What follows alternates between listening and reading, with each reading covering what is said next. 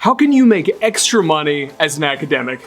Stick around and find out 10 ways to be able to supplement your income on this episode of Navigating Academia.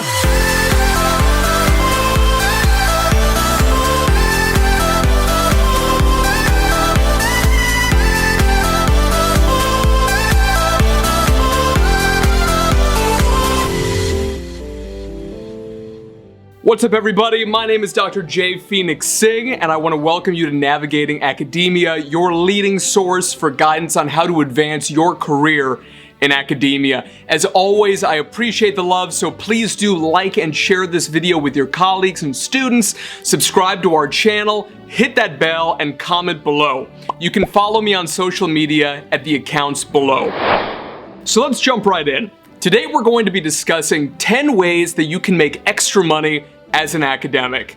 I still remember when I got my first job. It was after I got my first doctorate from Oxford. Was so excited that I was actually getting paid to do something that I loved, to be able to do research, to be able to apply for grants, to be able to serve on conference committees, national task forces, all the things that I'd heard about for so many years, and all the things that during graduate school I was preparing to do all of a sudden became a reality. And even though the university that I was affiliated with gave very generous packages in terms of things like a 401k, health insurance, so on and so forth, I still found it very challenging to be able to see friends of mine who hadn't gone to graduate school and were working in finance, the tech industry, consultancy, etc., making many multiples more than I was making. And of course, this is a source of frustration for a lot of academics and a lot of people who really were grinding their way through graduate school, grinding their way through their postdoctoral fellowships, only to find themselves really barely making ends meet after all of their expenses were put together, especially if you're working in a major metropolitan area where the cost of housing and utilities, if you're living in a condo or an apartment, an HOA fee, it can really add up pretty quickly. And so oftentimes a lot of different teachers that I know at the primary and secondary levels and even college professors end up needing additional sources of income. Now, unless you want to be an Uber driver, run an Airbnb, etc., what are 10 ways that you can leverage the skills that you already have being an academic into incremental revenue? That's what we're going to be talking about today. So let's go ahead and get started with number one, which is exploring online training.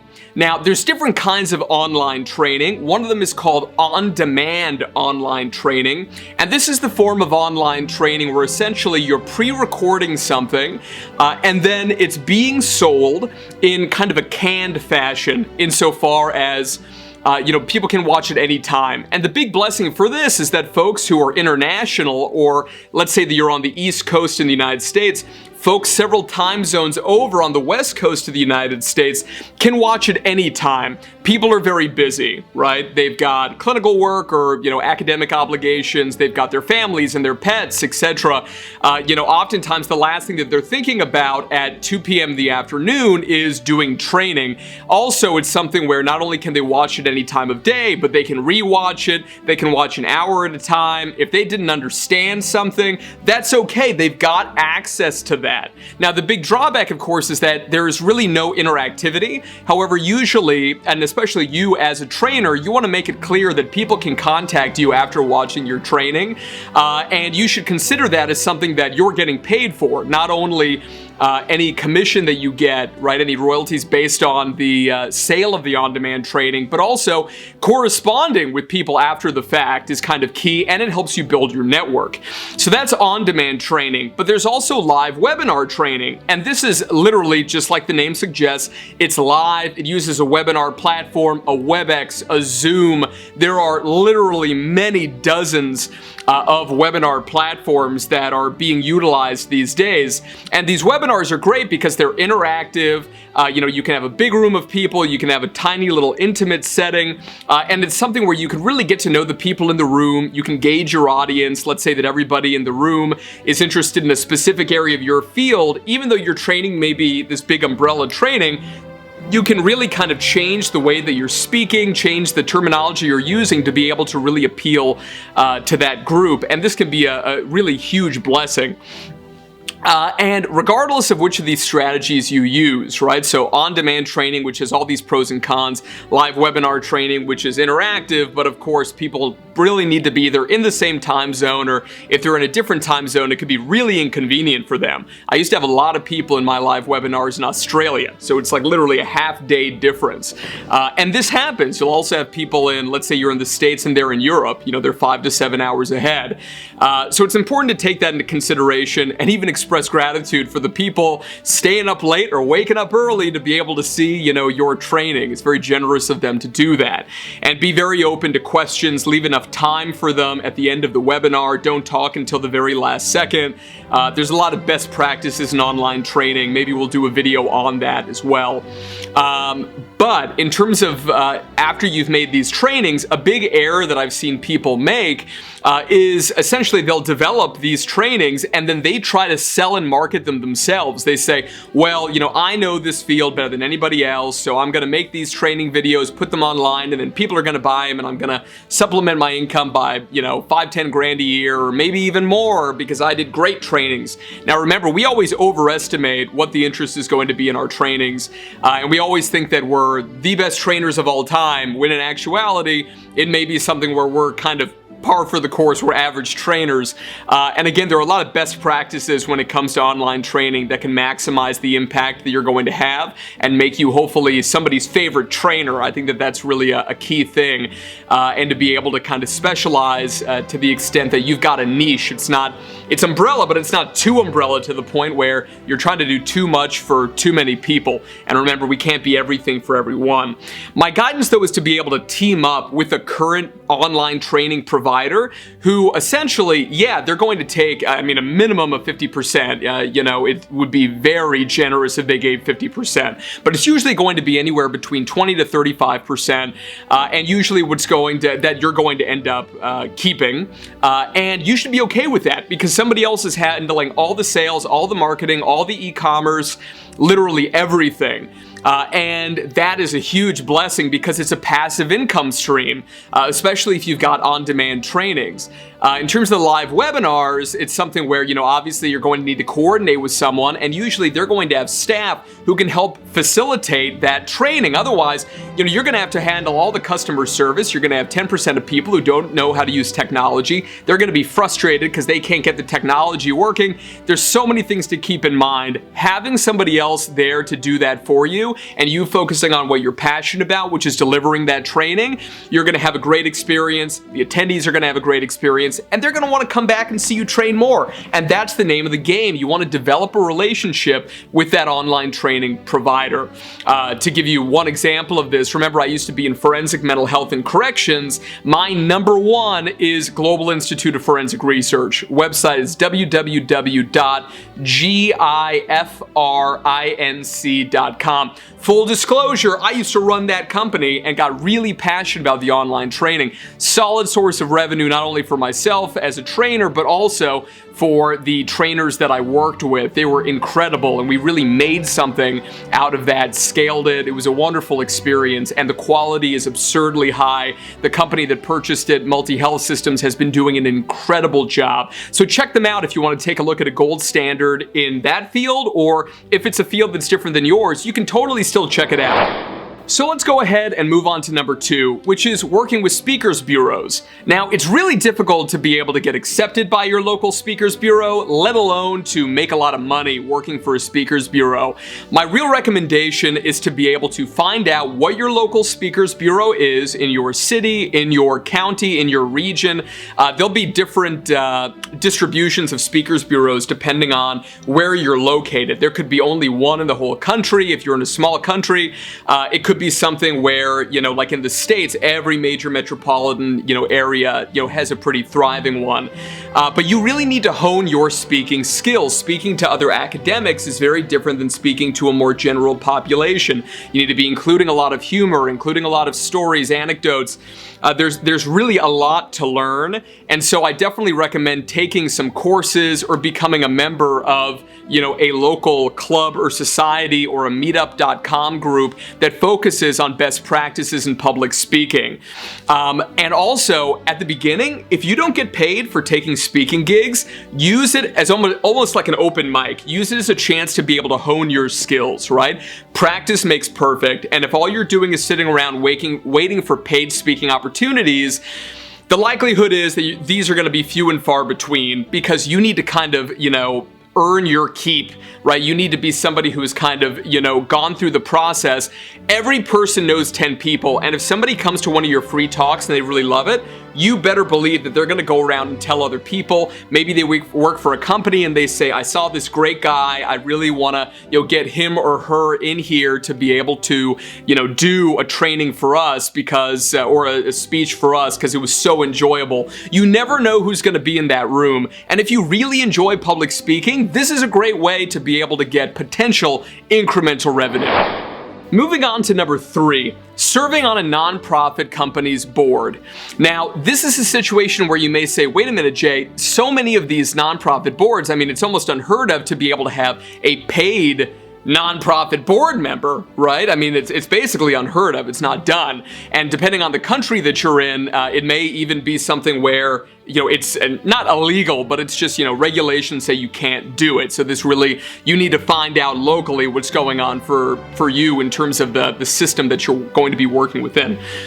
But again, everybody knows people, and the way that you'll get onto for-profit companies' boards, which can pay a really pretty penny, is to be able to start getting familiar with the board process. What's the role of an advisory board? What are the different functions that you're going to be expected to carry out? For example, when it comes to nonprofit boards, you're going to be expected to do a lot of fundraising, for instance, be a volunteer for them at different events that they put on, contribute your time, your energy, etc. And I know that you guys are so incredibly busy. I totally get it. But it's something where it really can be worth it, because after you serve on these nonprofit boards for long enough, you're going to become familiar with the community of boards of different companies that are private companies in your community, because you're going to have a lot of contact with a lot of people. And obviously for tax purposes, people are going to make charitable donations. They expect to get something out of that. You end up putting on galas or fundraising events. You're going to be rubbing shoulders, rubbing elbows with a lot of people. And those individuals, if they like you, you got to be a likable person, right? And a very knowledgeable person, somebody who is not only actively contributing, but whose contributions are making a real difference to that nonprofit organization. So, make sure that you're really putting in the time and energy. Otherwise, it's just not worth pursuing this, right?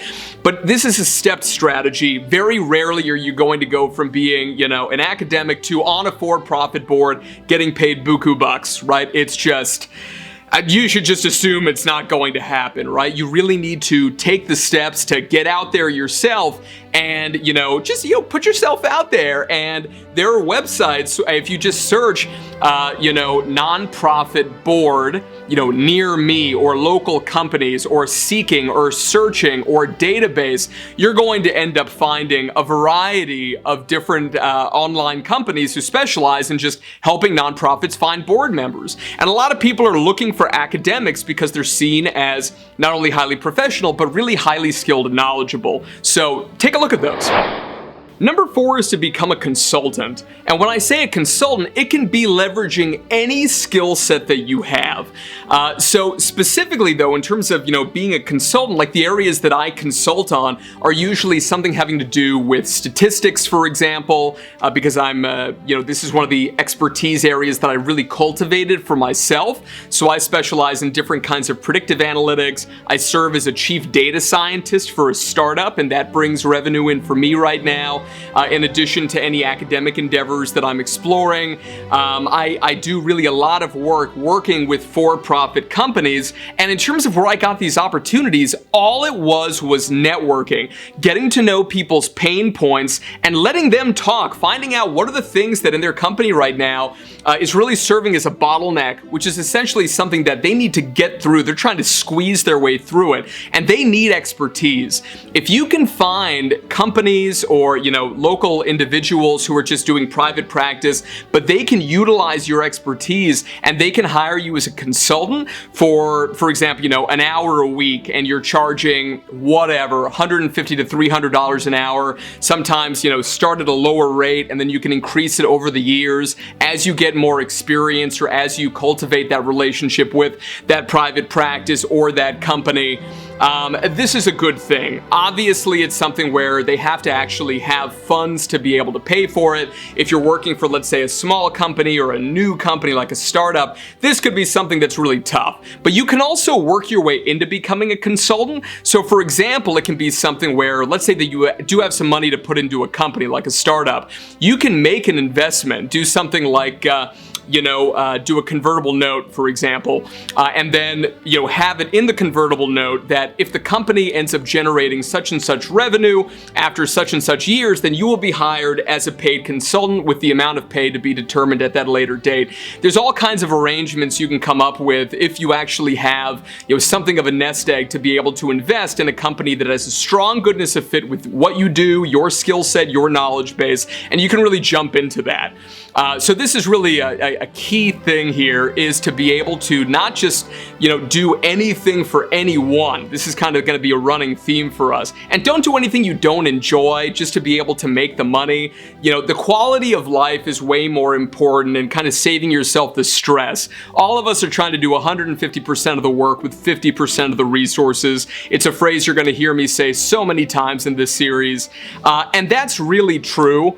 And at the same time, though, it's something where, if instead of 55% of the resources, I can end up getting 60% of the resources, but I'm miserable all the time, it's not worth it. So be picky about the consultation positions that you end up accepting as you explore that as a potential side hustle.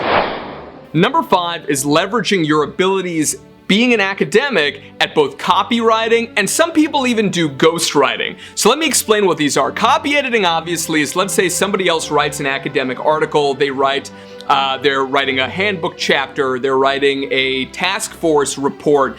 They need somebody to look over it who's got a lot of experience in this regard. And obviously, if you're going to be doing this and have a reputation for it, you already need to have published quite a bit yourself. Obviously, let's say somebody wants you to take a look at a book chapter. If you've never written a book chapter, especially in that field, the likelihood is that maybe you're not the best fit, right? But keep in mind that referral revenue can also be a source of income. So let's say that, Dr. Smith over here, he's got so much experience in this. I can go to Dr. Smith and say, hey, listen, would you be willing to a mutually beneficial relationship where you refer people to me who need, let's say, statistical expertise, and I'll refer people to you. I will give you, let's say, 15 to 20% as a finder's fee, and you do the same for me. So coming up with these different ways and a small ecosystem of professionals with interlocking skills, complementary skills, can be a real great way to be able to make additional revenue, even if it's something where you don't have a particular skill set, but people are coming to you because they trust you as an academic, as a person, right, who they've met. And, it's one of these things where this really speaks to the importance of you getting good at socializing, even if you're somebody who's introverted. Now, the second thing is ghostwriting. Now, this is something that can be really controversial. I do have several colleagues in the state, all throughout North America, and one or two abroad as well, who do this. Usually, they're not writing peer-reviewed articles, though, right? This is more kind of newsletter articles, things for kind of, local local blogs and these sorts of things, and essentially ghostwriting for these blogs and really using their academic expertise. For example, let's say that your expertise is in sociology, for example, and somebody is doing a blog that's all about relationships and the societal changes between 1950s America to contemporary America, and you end up writing a blog, right? And they may want to white label it and say, this is our company's blog, or in some cases even take credit for it themselves. This is Dr. Smith wrote this, when actually you're the one who wrote it. Think about something like The Art of the Deal, by Donald Trump, for example. It's a great book. It's really well written, but it was a ghost-written book. And there's a whole industry of ghostwriters out there. But of course, in academia, it's something where, some people see this as, absolute blasphemy to be doing such a thing, right? It's a heretical act. So really make sure that, you gauge, what your field thinks about ghostwriting, because there's certain fields that are much more open to this than others.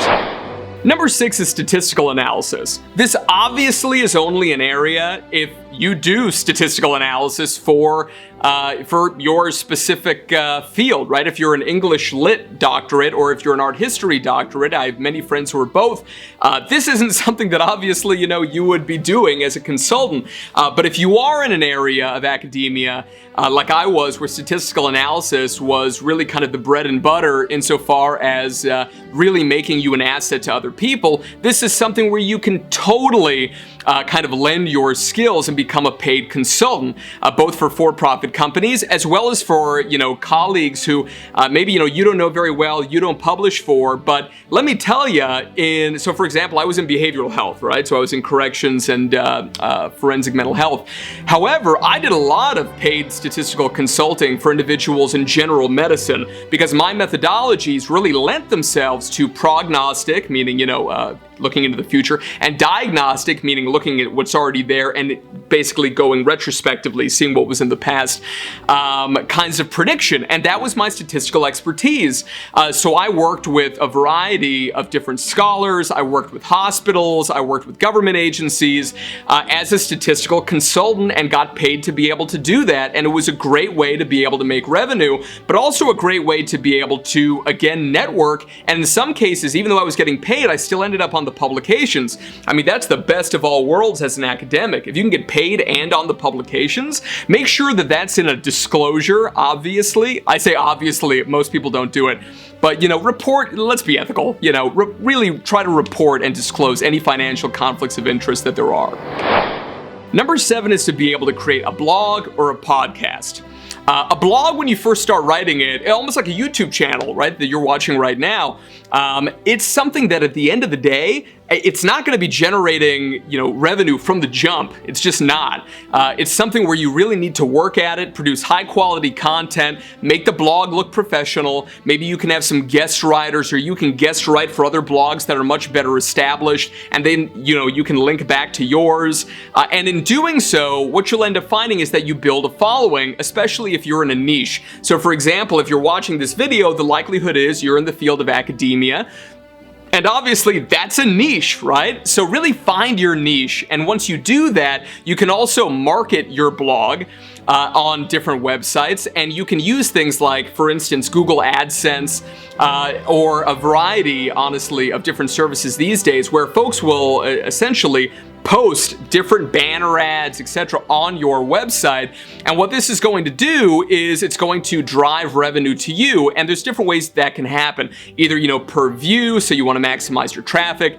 It could be something where it's kind of per click. And obviously click rates are very low for banner ads. Not as low as you might expect, but certainly not, 50% or anything like that of visitors to your page. And it's important that if you're in a niche, to be able to reach out to other folks in that niche to see if they maybe want to sponsor your blog. So for example, let's say that you're in the field of relationship science, and there ends up being somebody who's a local matchmaker, for example, in your city. You may want to reach out to them and see if they want to do a sponsored post. There's so many different things that you can do, and really think outside of the box and leverage what you've already got. And as, again, your blog gets bigger, you're going to hopefully get more sponsors, etc. But you be the one who's proactive in going out there and getting those sponsors. Don't assume anybody else will do that for you. Same thing with a podcast. Here you can use something like Anchor, which is an app. You can even literally record yourself on Anchor, and then it's going to post to a variety of different podcast providers, including, for example, podcasts for, Apple, so like on the iTunes store, etc. It's going to post that for you. And you'd be surprised how quickly you can develop a podcast following. It's kind of alarming.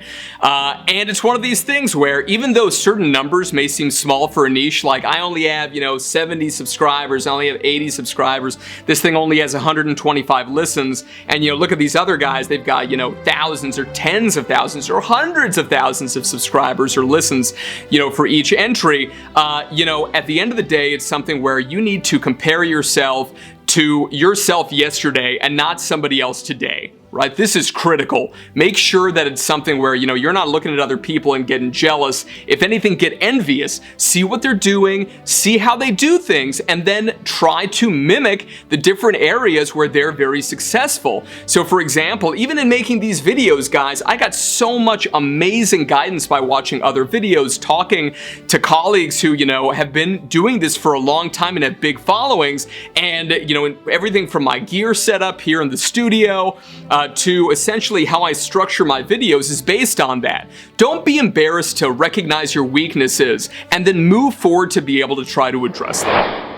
Number 8 is to be able to make a YouTube channel, like this one. Now, if you're watching this video, I can tell you that this is one of my first videos that I'm going to be posting. And so you should know that I don't have some huge following right now. And the likelihood is this is a niche. I'm not going to be one of those guys with 20,000 followers. I think the likelihood is very low. If I hit 20,000, comment below and give me a shout out because I'll be thrilled, but I'm very doubtful that would ever happen for something that is this niche. That said, you can get a tremendous amount of experience in terms of, practicing your speaking skills, practicing your organization when it comes to giving talks, etc.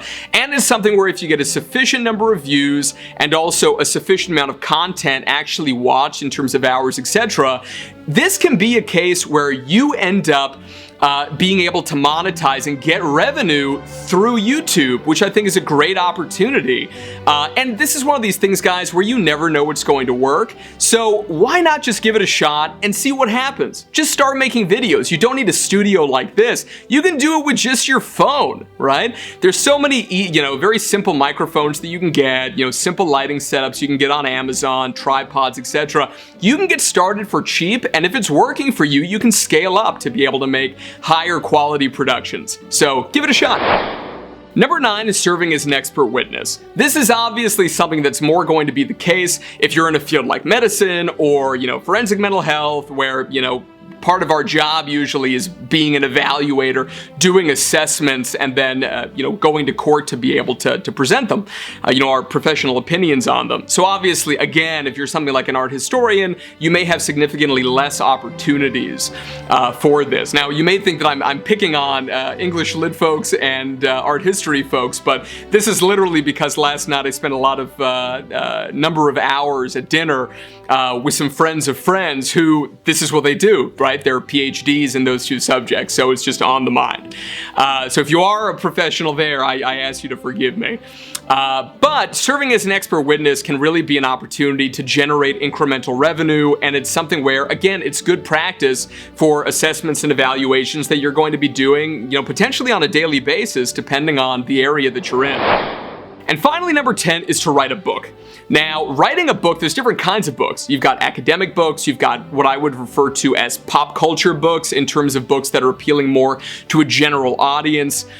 This is the case where you should never write a book specifically to earn money. But it is the case that if you do write a book and it ends up going viral or ends up on a bestseller list, etc., I mean, you can make money, there's no doubt. Don't expect this to be a multi-million, seller or anything like this. But if you're making, $1,000, an extra $1,000, few $1,000s a year, again, we're all about incremental revenue and obviously passive revenue streams. Again, nobody's gonna know you better and how to market you better than yourself. So it is the case where you wanna make sure that if you're putting yourself out there, that you're trying to do some sales and marketing yourself. And I wouldn't personally recommend self-publishing. I will make a video on cases where that would be a good idea. But if you can go with an academic publisher or a more general publisher, right? If you're doing some fiction, you go with a Penguin or a Random House, etc. They're really going to have your back in terms of the sales and marketing aspect and positioning you where you need to be. And it can be a great experience as well, especially if you're an academic and you're writing all the time. Alright y'all, thank you so much for watching. I want to hear from you in the comments below. What kinds of side hustles do you find to be the most lucrative as an academic? And what other ways to supplement your income as an academic have I missed? Please do comment below, let's get a discussion going, and let's really help each other out, because at the end of the day, we're all in this together. Don't forget to like and share this video with your colleagues and your students, subscribe, and follow us on social media. If you're interested on one-on-one career mentoring, see a consultation call with me via the website below. All right, everyone, I am signing off. Have a great day, and remember to get out there, take chances, and be your best self. Thank you so much for stopping by, everyone. It's a pleasure to have you here as always. If you enjoyed this video and you'd like to see more in this series on navigating academia, please click on one of these links over here to be able to view more original content. I hope to see you there.